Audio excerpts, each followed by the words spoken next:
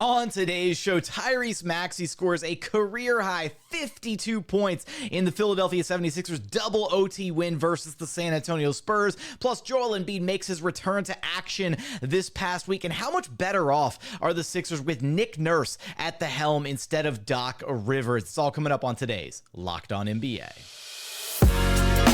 You are Locked On NBA, your daily NBA podcast. Part of the Locked On Podcast Network, your team every day. What's up and welcome to another edition of Locked On NBA, the biggest stories with the local experts. I'm your host, Jackson Gatlin, also host of Locked On Rockets right here on the Locked On Podcast Network, your team every day. Now, today's episode is brought to you by Prize Picks. Prize Picks is America's #1 fantasy sports app with more than 3 million members. It is the easiest and most exciting way to get in on the action while you watch your favorite sports and players. You just pick more or less on 2 or more players' stats and watch the winnings roll in. Prize Picks is really simple to play. You can make your picks and submit an entry in less than 60 seconds. Quick withdrawals, easy gameplay, and an enormous selection of different players and stat types are what makes Prize Picks the #1 fantasy sports app on the market. And it's not too late to get in on the action. The NBA playoffs are right around the corner, and you can win up to 100 times your money on Prize Picks as you and the world's best players take the game to a new level during the basketball postseason. So if you've been thinking about getting into daily fantasy sports, you've got to give Prize Picks a chance. Download the app today and use code LOCKEDONNBA for a first deposit match up to $100. Again, go grab the app today, use code LOCKEDONNBA, and get a first deposit match up to $100. Prize Picks. Pick more, pick less. It's that easy.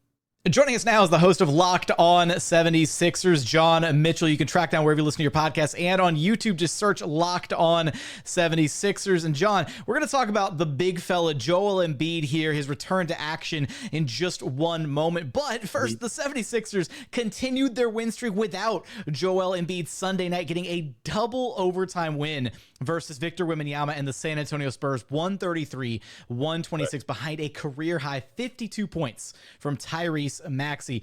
John, walk us through the key moments kind of at the end of regulation and across those 2 overtimes and how the Sixers were able to get this win. Yeah, well, thanks for having me on, Jackson. I mean, what was crucial was obviously they had a 10-0 run in the second overtime, and that was what put them over the top, And of course, the player Tyrese Maxey, I just saw a statistic that he joins. That's his third 50-plus point game this season. So he joins a group that includes Allen Iverson, Wilt Chamberlain, Joel Embiid as the only 76ers in history, with 50 points 3 times in a season.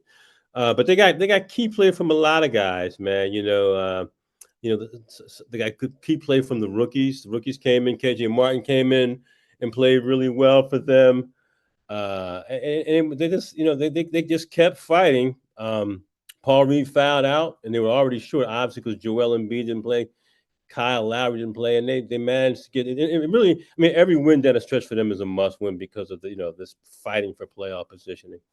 I'm glad talking about Tyrese Maxey here for just a second. Sensational season. He is the dead set favorite to win Most Improved Player of the Year award, minus 1350 right now via our friends over at FanDuel to walk away with that season award. And kind of when you look at this most recent stretch of 76ers basketball, where obviously coming into this year, there was a lot more expectations being placed on the shoulders of Tyrese Maxey, having to step up, no more James Harden, all that. How has he even exceeded those expectations kind of in the absence of Joel Embiid, and how have you seen him grow and really embrace that role as the 76ers go-to guy without Embiid in the picture for these past couple months? Yeah, he's just been extremely aggressive when they've needed him to be aggressive. He's on. You figure when they lost Joel for that long stretch going back to January 30th, how often do you put the weight of a franchise on a 6'2" guy, a guy who stepped in and was really just starting to find his way now that James Harden was no longer there, but he's more than exceeded expectations right through here. And we saw him make the All-Star team, but he's just continued to improve because teams started blitzing him a lot when Joel got hurt. And he did have his moments. He would score points in bunches, but sometimes he would go stretches where he wasn't very effective. But, lately he's come on and the play of some other guys like Kelly Oubre in particular has really helped him. But I mean, he's an ascending star in this league. And like you said, Jackson, he's easily the most improved player in this league. Kelly Oubre is a guy that has been playing out of his mind this season as well. An insane pickup for the Sixers. And I don't think he's ever going to have to sign a vet minimum deal ever again in his career after this season he's having, man. Yeah. I think, you're looking at all the flexibility the 76ers have in their cap space. And you just look at him and say, look, give this guy a contract, but they're going to have to bid for him, though, because other teams are noticing as well. All right, look, we got the big man in the middle, the MVP, Joel Embiid. He made his return to action after, again, being out since January 30th with the meniscus tear. How has he looked since kind of returning to action? How have the Sixers, how has Nick Nurse been able to kind of try to reintegrate him into the system? Has it been some bumps and bruises, or has it looked pretty seamless so far? It's been pretty seamless. I mean, he hasn't played at the level, obviously. I mean, he was playing at a Wilt Chamberlain-esque level before he got hurt. But he steps right back in, and the other night he needed 22 minutes to get 30 points, which is a lot of what he looked like, prior to the meniscus tear. So I mean, most people are shocked. Most people, you think of a guy, especially a big guy, getting hurt and having to miss 2 full months and to have surgery. And he don't be fooled. He's still sucking wind, but he looks really, really good. They're just waiting for a few guys to get comfortable around him, but he looks like he's 80% to me. Look, we so Embiid didn't play in Sunday night's game against the San Antonio Spurs. Kind of what's the approach with him now as we're rounding out the end of the regular season, approaching, the NBA play-in tournament, the postseason? Is he on a minutes restriction? Are they trying to still, how do you balance, or how is Nick Nurse trying to balance playing him, getting him back into rhythm versus obviously, you have to be slow with that ramp-up process? Yeah, I mean, he doesn't have much time to ramp up. They've got 3 games left in the regular season. He's playing decent minutes loads. They're going to, with these last 3 games, and I don't, if I'm not mistaken, I don't think they have any back-to-backs in this last stretch. They're right there.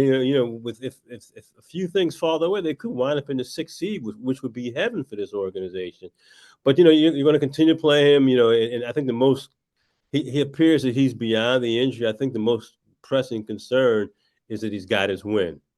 When you look at the standings right now, the 76ers sitting in that 7th seed in the Eastern Conference, currently a game back of the Pacers for that 6th spot, half game ahead of the Miami Heat, currently occupying the 8th seed. So right there at the top of that play-in bracket. When you look at the 76ers and kind of their chances heading into this postseason, obviously the Joel Embiid injury kind of derailed their season. They were dominant. They looked incredible before the Embiid injury happened. Now they're kind of down there lower in the standings. Where's the kind of confidence level at right now going into this postseason with Nick Nurse at the helm instead of Doc Rivers like he was these past few years? Yeah, I mean, Nick Nurse has inspired confidence in this team. I mean, even though, they went this long stretch without Joel Embiid, the team always fought. They were always in games. They always played with energy.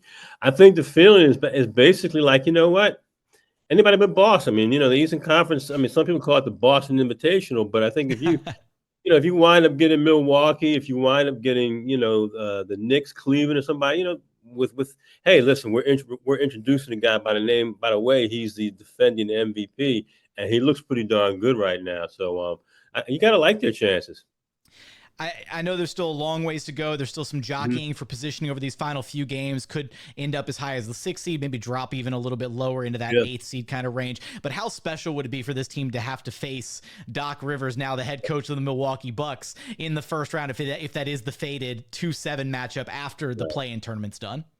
Yeah, it would be so juicy for Philadelphia. And Doc's not loathed in Philadelphia. He just had his moments where there were times when people said that, they didn't feel like he was being accountable for the losses they assumed. But yeah, that would be as juicy a first round matchup as you could possibly muster. When will Joel Embiid get back to his Wilt Chamberlain-esque level of play after making it back from his injury? What seeding spot will the Sixers wind up playing in, and will they face former coach Doc Rivers in the first round of the playoffs? You're going to have us covered for all that and so much more over at Locked On Sixers. John, thanks for stopping by Locked On NBA with me. Thanks for having me, Jackson.